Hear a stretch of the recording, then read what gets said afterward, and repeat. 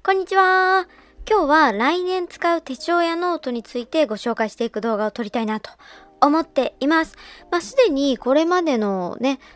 手帳の紹介動画とかノートの紹介動画の中で、これは来年こう使いますよみたいな話してたりすると思うんですけど、それのね、総まとめバージョンみたいな感じになるかと思いますので、ご興味ある方は見ていただけると嬉しいです。チャプターつけてますので、気になるところに飛んでみてください。それでは、行ってみよう。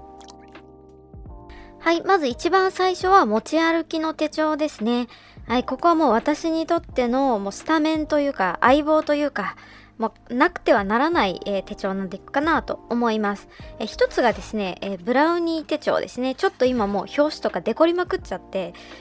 元々のブラウニー手帳の外見は何一つ残っていないというね、状態になっているんですが、これをね、使っていこうと思います。主にやることは、ガントチャートで体調の管理をしていくことと、このね、バーティカルの部分で、ここも、体調だったり、食べたものだったり、あとは一日の簡単なコメントみたいなものをね、書いて使っていこうかなと思っています。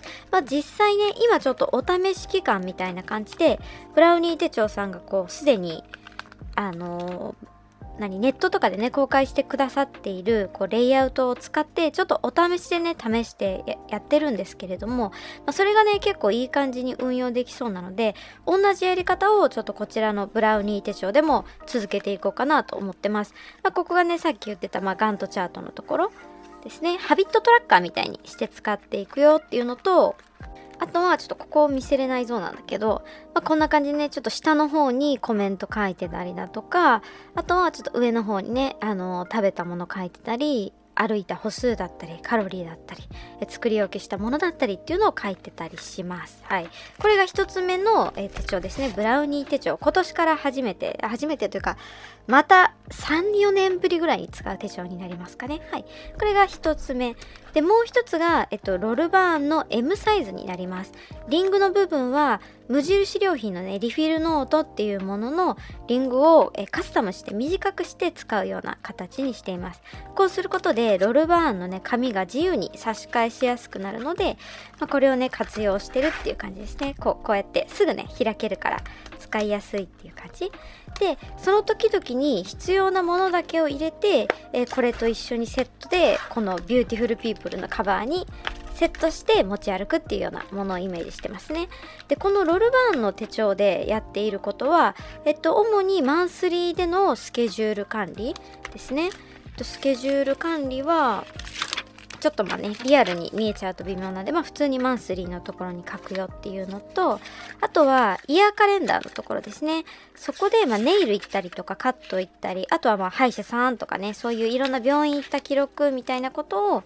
ここには書いたりしてるっていう感じですね。それを続けていきたいなっていうのプラス、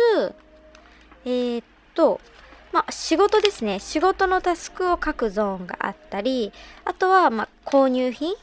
買ったものの金額をメモっていたり、それから後ろの方ではですね、将来的に欲しいなとか、どっかのタイミングで買いたいなって思ってるメモを入れてたり、あとはそうだな、ここだとちょっとこうお部屋をね、模様替えしたいなっていう時のメモがあったりとか、プライベートも仕事も含めたメモを書いてるっていうところですね。はい、そういうものを、入れてる。どっちかっていうとノートの役割に近いのがこっちのロルバーンの M になるかなと思います。でね、ブラウニー手帳にもこのね、マンスリーがついてるので、もうプライベートによってこっちに書いちゃってもいいかなと思ったんですけど、個人的にね、カバンがちっちゃい時にさ、ちょっとね、このでっかいサイズをカバンに入れるの結構重いなって思ってるんですよ。2冊分あるからさ、重量も結構あるしね。で、そういう時に出先で書きたいなってなった時に欲しいのは、こういうそのライフログ的なものをメモする部分というよりかは、なんか思考を吐き出すようなメモ帳の部分だったりっていうことが多いのと、あとはスケジュールだと思うんだよね。で、だからこれを一度に持ち出せた方がいいなと思って、メモの部分とマンスリースケジュールの部分っていうのはこっちで、セットにしておこうという結論に私の中で至りました。まだね、このブラウニー手帳のこのマンスリーゾーンあるんだけど、ここの使い方は正直決まってないんだよね。まだ今この完全フリーの状態で浮いちゃってるので、ここには何かね管理していくことを見つけたいなと思っています。今のところはねショッピングリストをこっちに書いてるんだけど、なんかそれをこっち側に書いてもいいかなと思い中ではあるって感じかな。そのショッピングリストを別に持ち運ばなくてもいいので、なんかこっち側にまとめて、ライフログ側で管理するのがいいのかなと、今検討中っていうところですね。実際に12月になって12月から書けるようになるからね、12月になって書き始めた時にちょっと試しにそれをやってみて良さそうだったらその使い方に切り替えようかなと今思っているところです。はい、というわけで1冊目2冊目は持ち歩き手帳用のブラウニー手帳とロールバーンの M サイズでした。はい、続いて2冊目ですね。2冊目は先日も動画に出てきたばっかりのモーニングページ用のノートになります。はい、今回はねちょっと使用頻度が高くなる順にご紹介してるっていうイメージです。持ち歩き手帳はもう絶対に毎日書くし持ち歩いてるので1番で、2つ目がこのモーニングページですね。モーニングページは一応毎日書くことを推奨されているノート術なので、頻度高いということでこれを紹介したいと思います。ただこれね80ページ入りのノートなので毎日書いてると2ヶ月半ぐらいで多分なくなっちゃうんだよね。だからこれは今はこのモーニングページのノートなんだけど、そのうち別のノートにまた切り替わったりとか、同じノートでもちょっとこのデザインをね自分でカスタムのデコり方を変えたりみたいなことはするかなと思います。はい、ちょっとねしばらくモーニングページうまく続けられてなかったんだけど、10月の終わりからねまたちょっとほぼ毎日ぐらい書けるようになってきたので、このままちょっとねこのテンポ感をなくさずに続けていきたいなと思っているノートになります。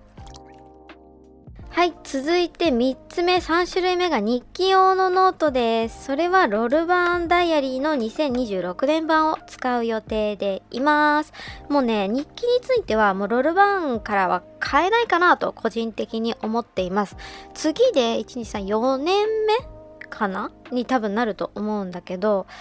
ずっとね最初からロールバーンのダイアリーを使い続けています。私はもともと日記全然続かないタイプ、意味のあることとか情報にしか価値を感じられないタイプなので、あんまりこの日記っていうものがずっと続かない人生を送ってきたんですけれども、ロールバーンに変えてからなぜか日記がね続くようになって、もう次4年目になろうとしているので、ちょっとねロールバーン様々ということでずっとロールバーン使っていきたいなと思っています。でもちろんね今年もロールバーンを使っています。これがねもう今まで書き終えてる部分ですね。結構分厚くなっています。はい、毎回ね私ロールバーン日記を書くときはこちらもね同様に無印のリフィルノートにしておいて、で最後ねまとめるときにこっちの元の金属リングに戻すっていうようなやり方をやってるんですけど、このね無印のリフィルノートのリングって幅が1センチぐらいしかないんだよね多分。で1センチだとどうしてもね日記ってこれぐらいの量になっていくからさ、ちょっと入りきらなくなって書きにくくなってくるのよ。でそれが嫌だからアリエクで買った2センチぐらいあるクソでっかい、プラスチックのねルーズリングのパチモンみたいなやつを保存用みたいな感じで、一時的に一時置き場として使ってるっていう感じです。これダイアリーリングに最終戻るのかね本当に不安でならないけど、最後は金属リングに戻したいと思っています。これもはい。で日記はねどんな風に書いてるかっていうと、これはね今常に近場に置いとくときはこのサイズで置いてるんだけど、そうだこの間入れ替えたばっかだからこっちだな。結構ねこんな感じでシールをバチバチ貼ってデコってたりとか、あとは旅行先でねまたレシートとか買った服のこのタグをね入れて、デコっていうかシールを貼るみたいな、写真を貼るみたいな使い方をしてることが多かったりとか、はい、こういうね全然買ったもののこの用紙とかもねそのまま貼っていたりだとか、あとはここはねチャット GPT に自分のダイエットの成果をこう評価させたものをちょっと印刷して貼ってたりしてますね。これはフォメモで印刷してます。ラベルプリンターって言えばいいのかな。そう、そんな感じで結構日記でもありつつ、こう買ったものの包装紙パッケージ貼ったりすることもあるし、あとはなんかこんな風に見たアニメのねものを書いてこう字ばっかりの時もあったりとかで、結構いろいろその時々の気分でさ、デコってたりデコってなかったりみたいな、紙箔のねログなんかもあったりして、結構いろいろその時々のさ自分のこうトーンによっていろんなこう書き方をしてるかなというものになります。本当にね見返すのが楽しいというか、何年か後に読んだら面白いかなって思えるような感じになればいいなと思って育てているノートになりますね。で、結構このダイアリーのね部分をざっくりこうその日書いた日記のタイトルみたいなのをメモしておいて目次代わりにしていたりだとか、あとはその月にね何日分ぐらい日記ちゃんと書いたっけなみたいなのをちょっと下にねマーカーでメモってたりしてます。結構ね30日1ヶ月30日あるうちのだいたい10日ぐらいは平均的に書いてるのかなと思いますね。私もうその毎日日記ってさ毎日書かなきゃいけないものってちょっと思いがちなところもあるんですけども、毎日は全く目指してなくて、自分にとって書きたいことがあった時になるべく高頻度で書くっていうのを目標としてるものかなっていう感じです。で、来年はこのね今使ってるこのロールバーンがこっちの2026年版に切り替わっていくという予定になってます。で、いつもねロールバーンのノートを使うときは私は表紙をね猫ラミで保護してこう汚れないようにして使ってるんだけど、この日記はほぼ家置きになるし、今回ね使おうとしてるのは結構クラフト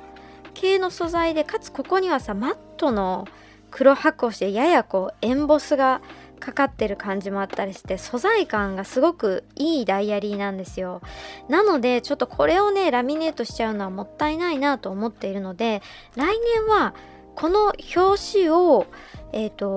ミネートせずにちょっと使っていこうかなと思っています。はい、続いてのシリーズですね。はい、この辺はもう不定期に更新しますっていう中身になります。なので毎年ノートを変えるっていうわけではなくて、今使ってるノートをそのまま継続的に使おうとしているようなものになります。ちょっと順番に紹介していきますね。まず一つ目がこちらですね。クローゼット用の手帳ノート、システム手帳って感じかな。はい、これは私ロールミニの用紙を解体して、それを M5 の手帳の中にですね、ちょっと私の証明写真が入ってた。はい、で、買ったお洋服とかを、写真を撮って何が良かったとかいくらだったとかをこうちょっとメモっていってるような感じですね。で、処分する時に何が良かったかとか、逆に何が悪かったからあんまり着なかったなみたいなことをこうメモしていって、ちょっとお買い物上手になりたいなっていう気持ちがあって、ちょっとこれをね作っています。ちょっとね最近更新がやや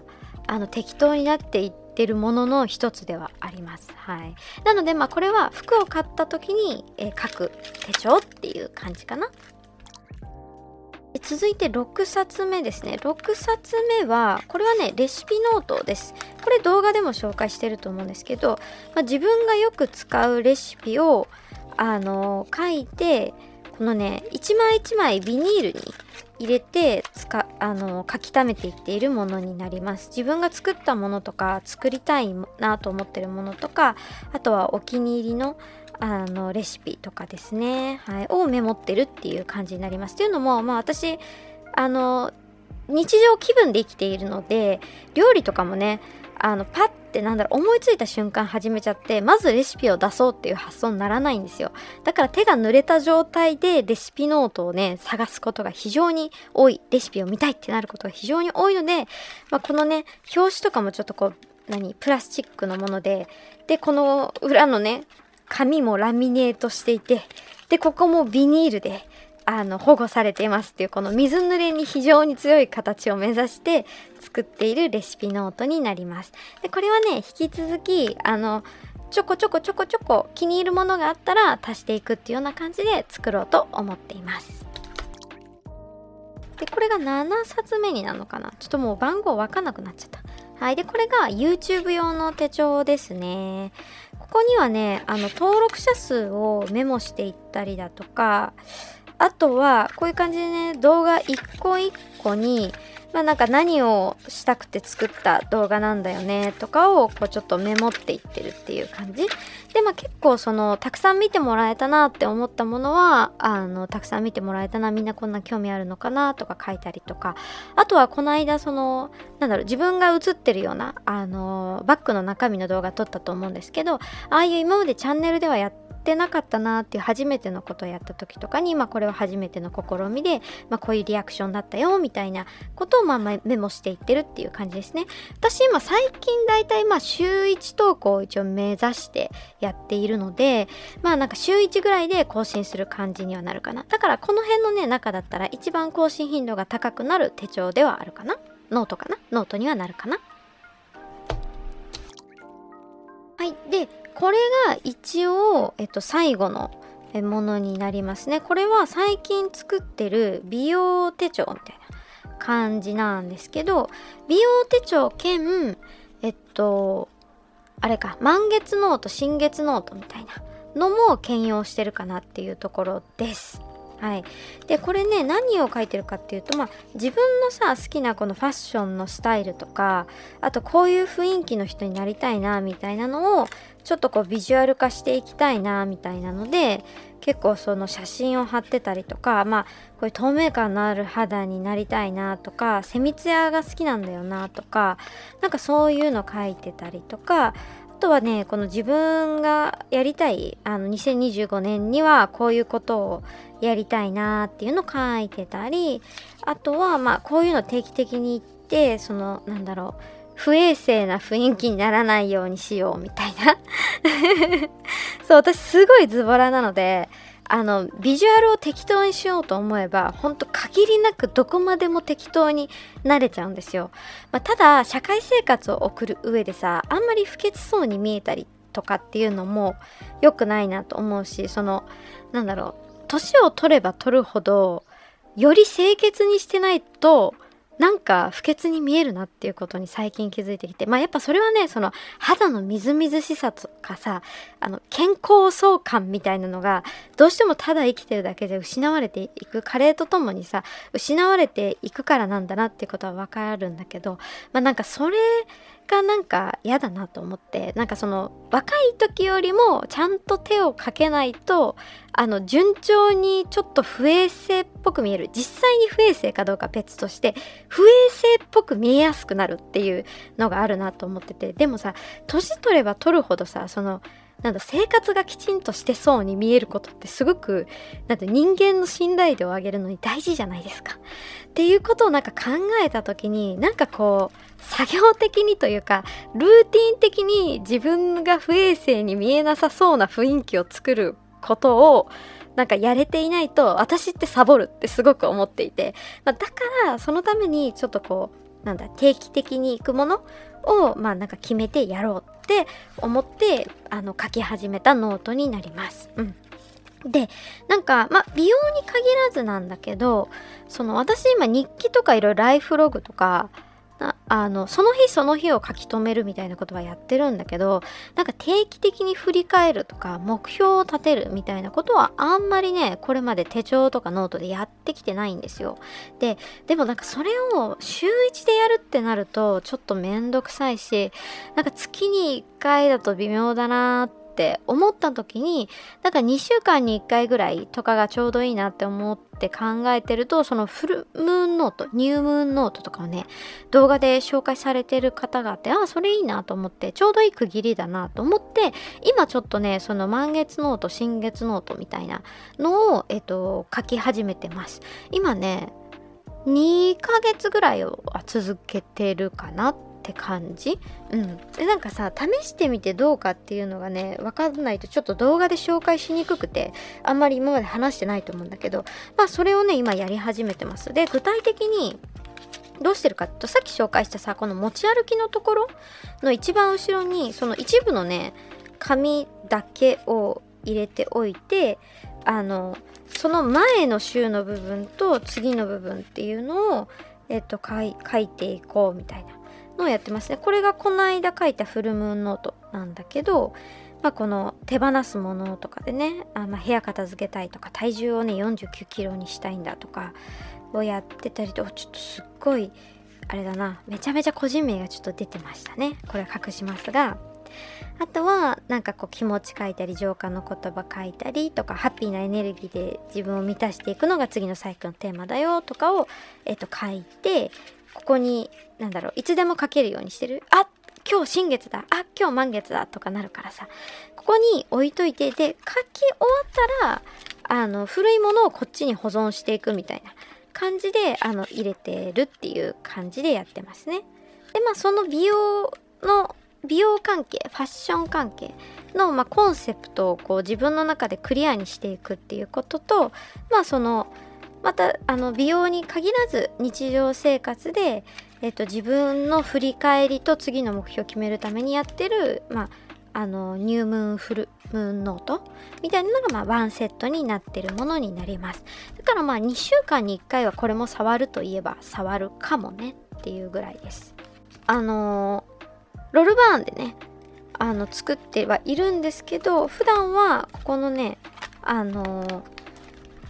ほぼ日のカバーの中に入れるようにしてます。でここに私病院のね券をたくさん入れてるので、体に気を使う、美容に気を使うって私の中で結構一続きのことだから、この中でワンセットにしているっていう感じですね。はい、思い出しました。最後の手帳がありました。もうね触らなすぎてというか、触る頻度が低すぎてすっかり紹介すら忘れていたこちらのマルデンの手帳です。ただ気に入り度で言うと最も気に入ってると言っても過言ではないこのマルデンちゃんですね。でこれにね書いてるのは、さっきみたいなレシピノートとか特定の項目に特化したノートというよりかは、もういろんなこまごましたログを取りたい、長期的にログを取りたいものをもう一気にまとめているものになります。いろいろ入っているけれども、実際にですね書いている紙の情報としてはねこんだけっていうところになってますね。で何書いてるかっていうと、コンタクト、私カラコン好きなんで結構カラコンいろいろ買うんですけど、そのレビューをねこう自分でメモってたりとか、あとはですねいろいろこういうことにチャレンジしてみたよとか、それにいただいたちょっとリアクション、創作活動のリアクションみたいなやつですねを書いてたりとか、あとここはね将来欲しいなって思ってるちょっとお値段高めのものたちを書いてメモってたりとか、あとこの辺はねいただいたお土産で美味しかったなって思うものとか、あとは家族の緊急連絡先があったり、あとこれは手帳ルールみたいなのね自分で書いたやつ。もうこれ最近全然見直してすらないな。でも正直ここは今自分が見直しても今もそうだなって思えることですね。でそれからここはね買ってきたノートや手帳のログを取ってますね。これをやることで買いすぎ防止になるのと、全部ちゃんと使えてるなとか、全部好きだなとか思えるといいなと思ってこれ書いてるっていうのと、あとは香水かな。香水が好きなのでいろんな香りを試した時にそのね一言メモを書くようにしてたり、あとここは何だったっけな、これか。これはタロットをちょっと知りたいなと思ってちょっと調べたこととか書いてるかな。ワンドとかソードとかね。お友達がタロットやってるから、まあそこのねところから私もいろいろ興味を持って調べてみたんだけど、でもまあこのタロットのことはもう一度も見返してないかもなっていうぐらい、気になったら見直せる程度の、ものですね。はい。で、後ろの方にはね、好きなバスケの選手のカード入れたりとかして置いてるっていう感じかな。はい。というわけで、システム手帳として超長期ログみたいな感じでこいつがいるよっていうぐらい。だから全部で一応